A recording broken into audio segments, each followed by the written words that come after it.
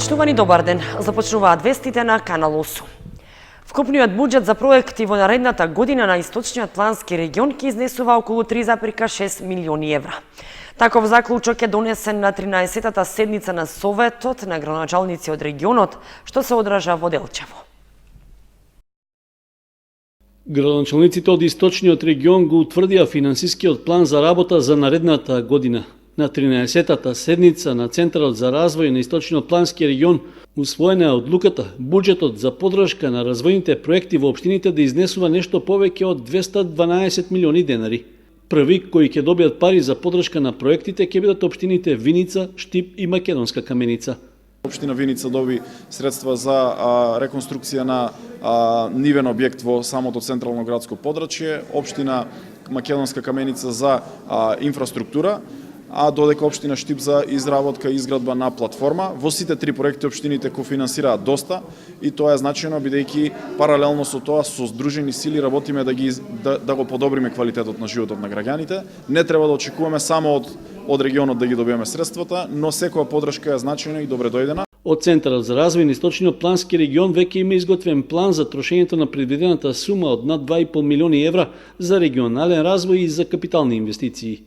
183 милиони денари се капитални инвестиции, планирани проекти за 11 општини од Источниот плански регион, што представува некаде 82% од вкупниот буџет на финансискиот план за 2020 година. Останатиот дел од 39 милиони денари се средства кои што се пренесени од сметката и подсметките на проекти од 2019 година. Тоа се некаде околу 30 милиони денари и 10 милиони денари се средства за тековно работење на Центарот. Средствата се доволни за успешно работење на Центарот. Центарот е ликвидна правна институција и се надевам дека и понатаму ќе остане да биде ликвидна и благовремено да ги финансира, односно реализира зацртаните проекти. На седницата на Советот на Источниот плански регион се разгледуваше и студијата за валоризација на предлог подрачјето за заштита на Осоговските планини, при што учествува и заменик министерот за животна средина Јани Макрадули, како и представници од рударските капацитети во регионот. Во Скопје е потпишан договор со кој швајцарската влада обезбедува дополнителен грант за поврзување на канализацијската мрежа во Виница со пречистителната станица за отпадни води кај Мојанци. Освен тоа, ќе се работи и на подобрување на канализацијската мрежа во Тракање и Оризари, како и на развој на комуналните претпријатија во Кочани и Виница. Општините Кочани и Виница ќе добијат дополнителни средства за комплетирање на проектот за колекторскиот систем и за пречистителната станица за отпадни води кај Мојанци. Во вторникот во Скопје министерот за животна средина и просторно планирање Насер Нуредини, амбасадорот на Швајцарската конфедерација Сибил Сутер Техада, градоначалникот на Кочани Никол Чуилиев и директорот на јавното претпријатие Солидарност од Виница Александар Трајков го потпишаа анексот на проектниот договор, со што се обезбедуваат дополнителни средства за реализација на овој важен инфраструктурен проект. Во рамките на анексот, со дополнителни 2 милиони 375 илјади швајцарски франци што ги обезбеди Швајцарската конфедерација и 260 илјади швајцарски франци што ги обезбедува општина Кочани, ќе се поддржат мерките за подготовка на тендерска документација за приклучување на Виница и соседните села кон пречистителната станица за отпадни води кај Мојанци. Дел од парите ќе се искористат и за рехабилитација на канализацијската мрежа во Виница. Исто така, со добиениот грант ќе се овозможи корпоративен развој на јавните комунални претпријатија во двете општини, а ќе се развијат и вештини за управување со отпадните води во претпријатијата.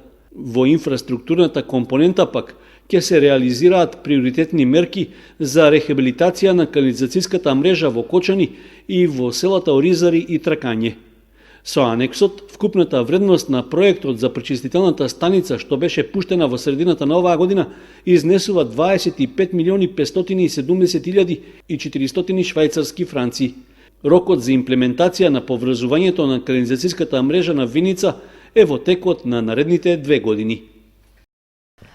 Заменик министерот за животна средина Јани Макрадули беше во работна посета на Виница, при што нагласи дека поврзувањето на виничката канализацијска мрежа со пречистителната станица кај Кочани е меѓу приоритетите за наредниот период. Исто така ги посети основното училиште и детската градинка Гоце Делчев, каде се интервенира во искористување на поеколошки извори за затоплување.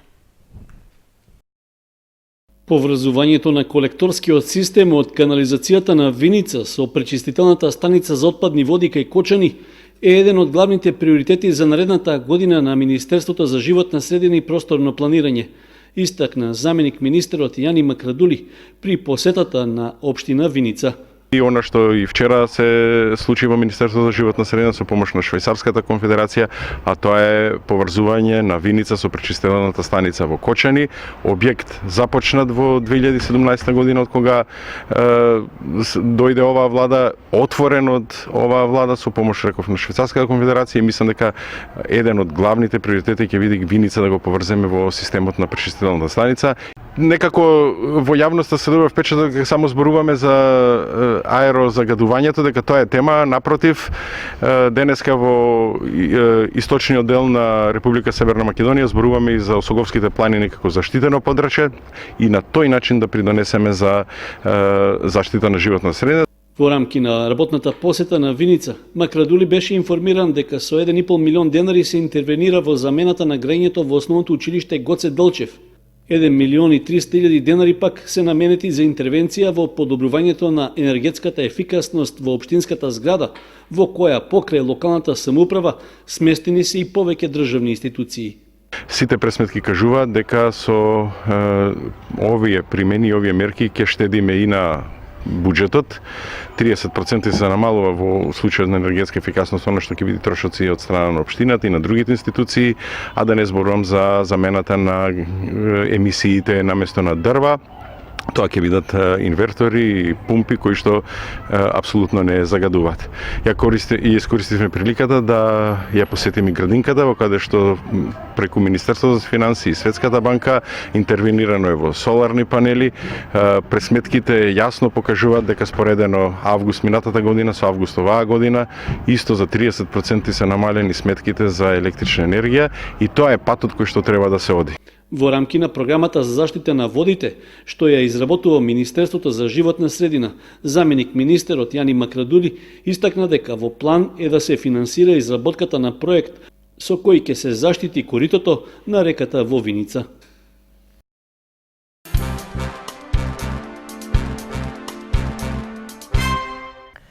Агенцијата за финансиска подршка на земјоделството и руралниот развој започна со исплатата на субвенциите за предадено и произведено млеко за периодот од мај до септември 2018.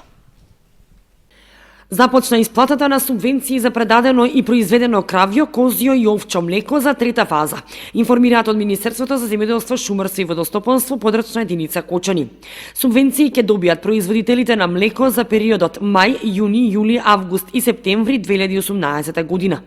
Министерството за земјоделство, шумарство и водостопанство, подрачна единица Кочани и јас како властен раководител сакам да ви известам дека од денеска па понатаму Агенцијата за финансиска подршка во земјоделството и руралниот развој изврши исплата на средства за поднесени барања за предадено и произведено млеко во регистрирани преработувачки капацитети за кравјо, козјо и овчо млеко за трета фаза од 2018 година, односно тоа се однесува за трета фаза за месеците мај, јуни, јули, август и септември 2018 година, така да сите сточери кои имат поднесено барање за и предадено млеко за тој период можат слободно да си проверат дали имат пристигнато пари на нивните трансакциски сметки. Исто така сакаме да напоменеме дека субвенцијата изнесува 3,5 денари по литар за предадено кравјо млеко и 4,5 денари по литар за предадено козјо и овчо млеко. Како што информираат од Агенцијата за финансиска подршка на земјоделството и руралниот развој, со оваа исплата се заокружува исплатата на првата, втората и третата фаза за субвенциите за предадено млеко во текот на минатата година.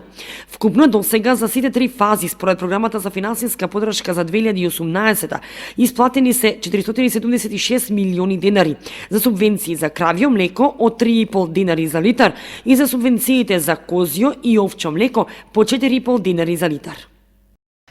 Прием за пензионерите спортисти освојувачи на медали на Републичката олимпијада организираше Сдруженијето на пензионери Кочани.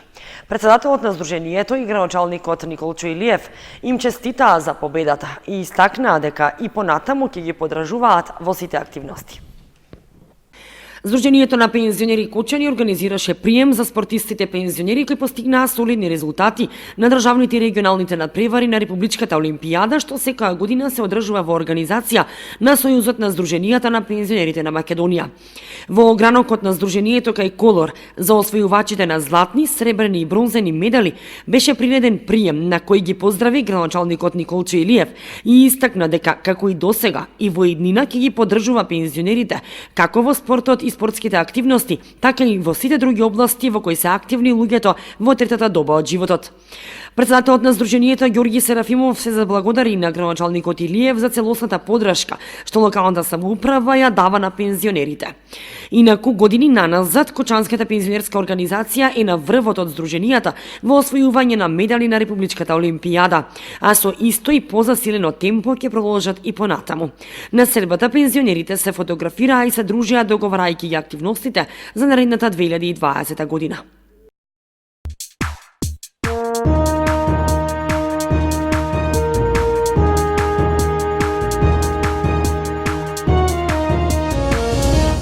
Следува информацијата од спортот. Младинската организација Единство при средното училиште Љупча Сантов организираше надпревар во кошарка помеѓу професори и ученици.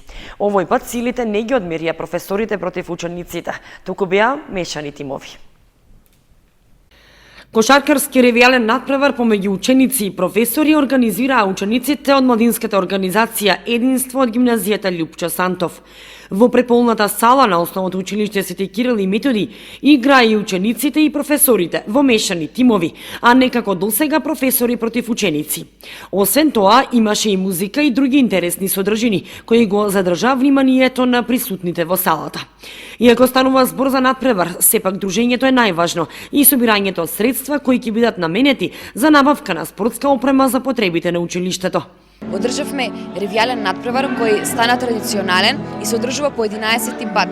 Надпреварот се содржеше од кошарка, како и секоја година, само што овој пат наместо ученици против професори имавме мешани тимови, ученици со професори. Секако овде имаше и пејачи, деца кои настапуваа со танц и различни точки, диџеј и се што е потребно за да биде забавно, интересно на публиката. Сепак тоа е пријателски надпревар, има надпреварувачки дух.